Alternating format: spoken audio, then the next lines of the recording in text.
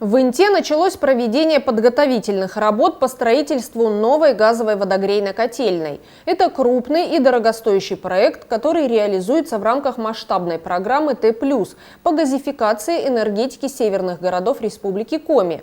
Завершена разработка необходимой документации, заказано и изготовлено современное оборудование.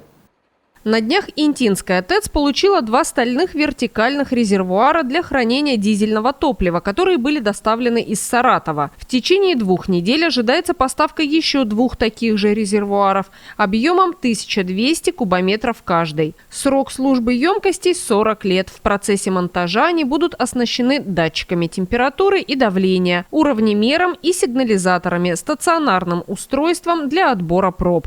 Данные резервуары для хранения дизельного топлива необходимы как резервный вид топлива. Основным видом топлива будет газ, но по нормативам мы должны запроектировать резервный источник на случай каких-то ситуаций. 4 резервуара, каждый объемом 1200 кубометров, достаточно для выполнения регламентных работ и для прохождения какого-то вот этого периода на время отсутствия газа. Также уже есть обсуждение с поставщиками этого дизельного топлива, то есть в случае чего оно будет постоянно сюда направляться. Помимо резервуаров здесь будет вся инфраструктура для приемки, то есть это наливная эстакада на железнодорожных путях. И непосредственно с цистерн будут заполняться баки. Специалисты уже приступили к расчистке и освобождению площадки под строительство новой котельной. В ближайшее время ряд складских помещений, гаражей и других зданий и сооружений будет демонтирован. Часть коммуникаций будет вынесена с территории будущей застройки. Новый объект мощностью 160 гигакалорий в час обеспечит надежность теплоснабжения Интинского теплового узла за счет современного оборудования с высоким уровнем автоматизации и использования газа в качестве топлива. На текущий момент идет процесс получения положительного заключения экспертизы по данному проекту. На площадке идут подготовительные работы, то есть это освобождение территории в пятне застройки будущей котельной. Также заключен ряд договоров на изготовление оборудования. На текущий момент мы видим, что поставлены первая, скажем так, партия оборудования под резервуары для хранения дизельного топлива.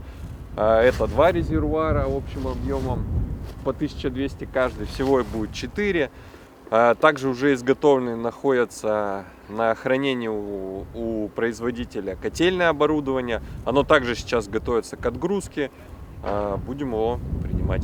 По проекту планируется установить 4 котла по 40 гигакалорий в час. Снизится негативное воздействие на экологию от сжигания угля. За счет использования газа многократно сократятся выбросы в атмосферу. Внедрение современной водоподготовительной установки с ультрафильтрацией позволит решить вопрос с качеством горячей воды в Инте. Оборудование уже изготовлено и отгружается. В скором времени оно будет доставлено в Инту. С учетом, что оборудование заказано, оно уже изготовлено, завершена разработка всей документации, идет уже подготовка и поиск генерального подрядчика на выполнение строительных монтажных работ. Мы находимся уже где-то на 10% готовности всего объекта. Плановое завершение строительства 4-й квартал 2023 года. Общая стоимость новой газовой котельной составляет 1,5 миллиарда рублей. Из них 940,5 миллионов рублей – собственные средства ПАО Т+.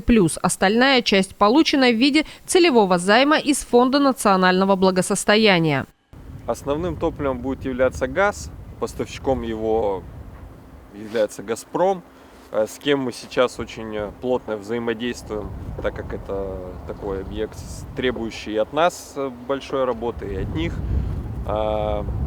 Причиной перевода на газ является отсутствие проектного угля на котельной из-за остановки шахт в городе.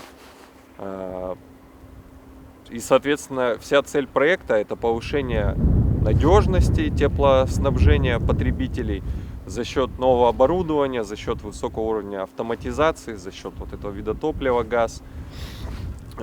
Также это повышение качества горячей воды за счет включения в проект помимо котельной также водоподготовительные установки с передовыми технологиями. Это ультрафильтрация, обратный осмос.